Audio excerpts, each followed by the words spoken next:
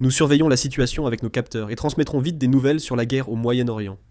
Le groupe aéronaval du porte-avions George Herbert Walker Bush s'y dirige actuellement. Il y a seulement quelques jours, il a été confirmé qu'il avait traversé les eaux proches de Madagascar. Compte tenu de sa vitesse actuelle, il est évoqué la possibilité qu'il entre dans les eaux du Moyen-Orient dans un délai maximum de 5 jours. L'essentiel, c'est que ce groupe a quitté la base navale de Virginie, aux États-Unis, il y a environ 3 semaines pour se diriger vers le Moyen-Orient, mais son itinéraire a été considérablement modifié. Le plan initial était de traverser les eaux de Gibraltar, puis de passer par le canal de Suez pour entrer en mer Rouge. En réalité, ils ont bien traversé Gibraltar. Cependant, face à l'augmentation rapide du risque d'attaque des rebelles Houthis, ils ont abandonné cet itinéraire. À la place, ils sont retournés dans l'Atlantique et ont choisi une route longue en contournant le cap de Bonne-Espérance, à l'extrémité sud de l'Afrique.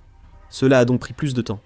Le porte-avions approche des côtes du Kenya puis sera déployé près du Moyen-Orient, suscitant de nombreuses analyses sur les intentions stratégiques des États-Unis.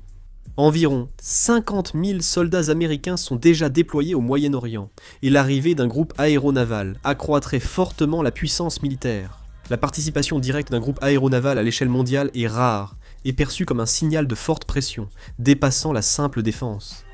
L'entretien d'un porte-avions est déjà énorme, donc en déployer plusieurs groupes aéronavals dans le monde montre une réelle volonté militaire.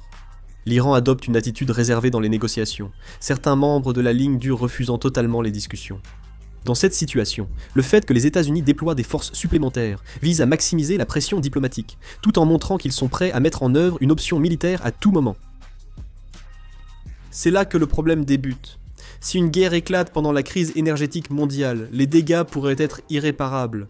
Certains pays ont instauré des mesures d'urgence face à la hausse du carburant, mais si la guerre dure, ils ne tiendront pas. Pour l'instant, les forces américaines ne se retirent pas et continuent d'envoyer davantage de troupes et de matériel au Moyen-Orient. Il reste à voir comment la situation évoluera. Si d'autres nouvelles arrivent, je réaliserai une vidéo et la mettrai en ligne. La vidéo se termine ici. Merci.